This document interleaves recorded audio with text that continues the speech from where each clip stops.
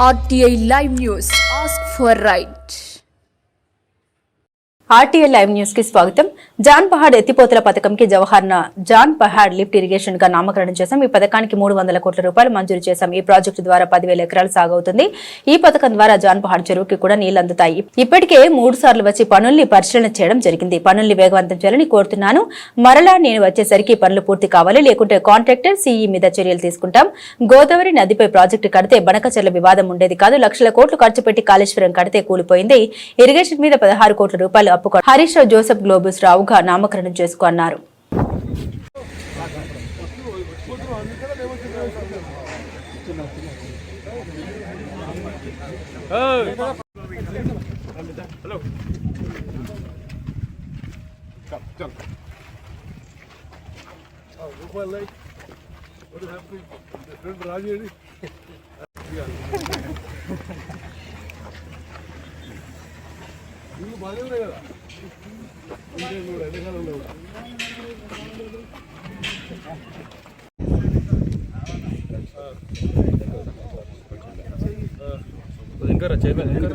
Simultaneously, you can't do simultaneously.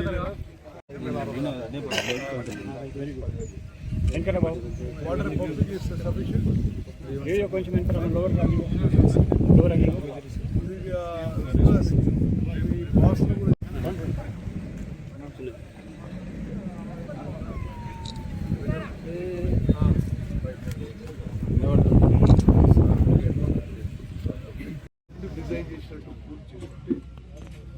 Doctor BR Ambedkar Pranahita Chevella project 38,000 కోట్లతో పూర్తయ్యేది. ప్రాణహిత నది నుంచి తుమ్మడేటి బ్యారేజ్ నుంచి చేవెళ్ల వరకు మొత్తం ఉత్తర తెలంగాణకి 17 లక్షల ఎకరాలకు తాగినట్టు వచ్చేది.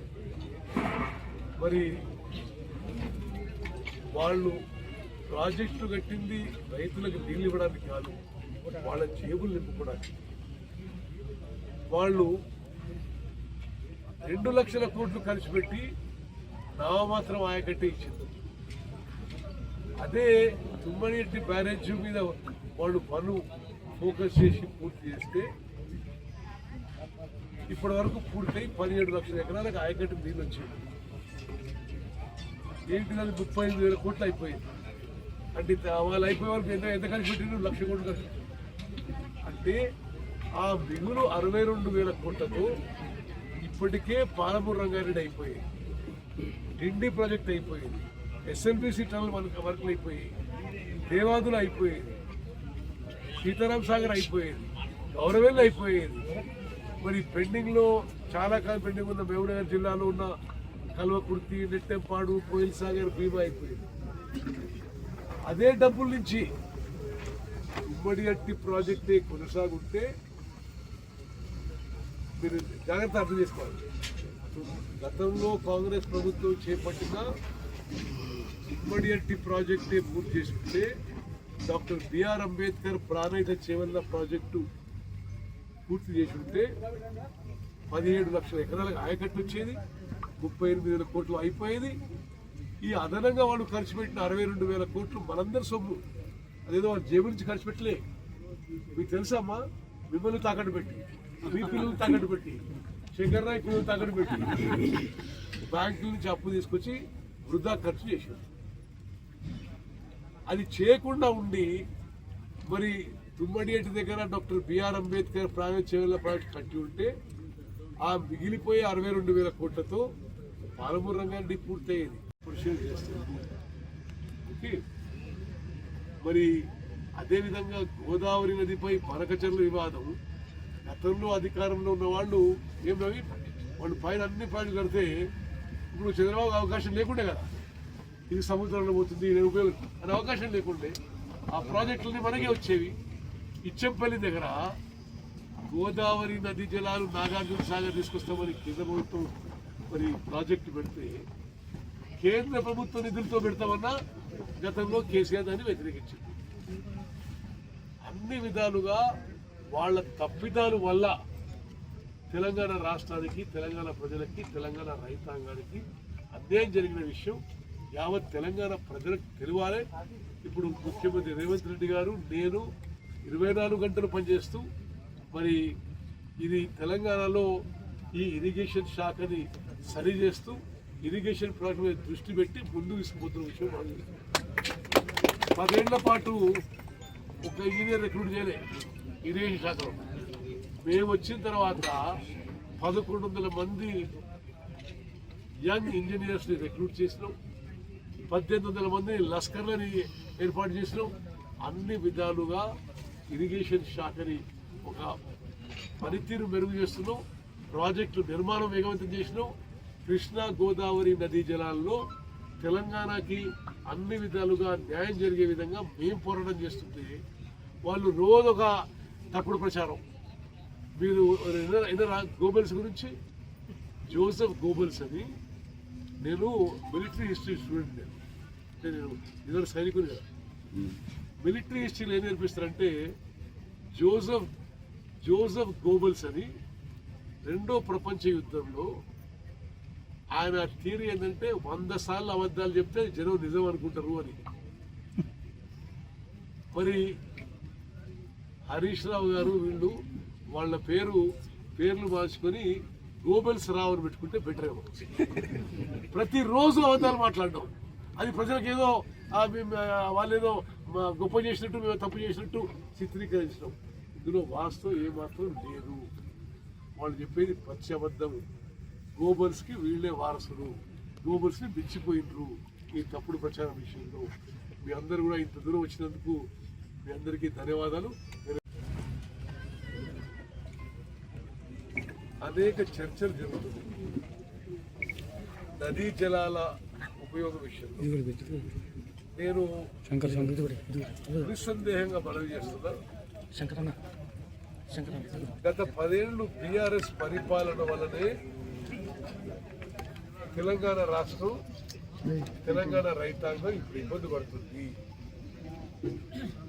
కృష్ణా నదీ జలాల ఉపయోగంలో కానీ, గోదావరి నదీ జలాల ఉపయోగంలో కానీ 10 ఏళ్ల పాటు గతంలో అధికారంలో ఉన్న పెద్ద మనుషులు చిత్తశుద్ధితో, కమిట్మెంట్తో, మరి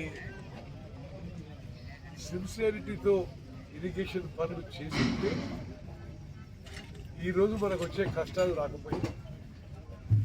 అయినా సరే మీకు ఒకటి చెప్పాలి, మరి ఇరిగేషన్ శాఖ, వ్యవసాయ శాఖ కోఆర్డినేట్ చేసి మేమున్న ఈ 2 పంటల్లో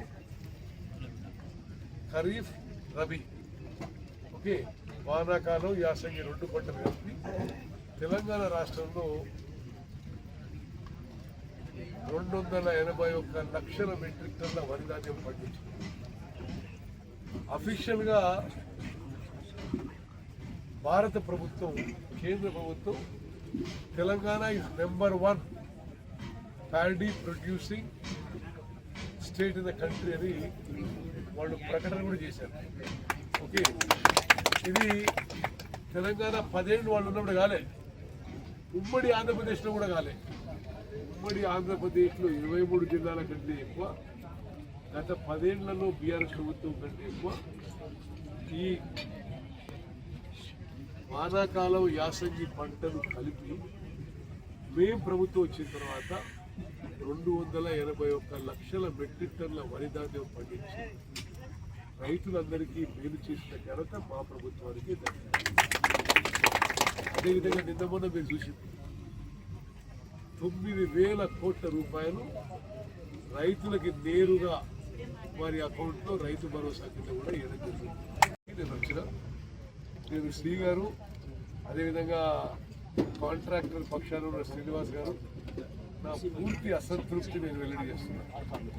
నేను ఈ స్కీమ్ నిర్మాణాల కోసం ఇప్పుడు 3సారి రావడం, ఇక్కడ రావడం కూడా అంత ఈజీ కూడా కాదు. ఒక హాఫ్ డే రావడం.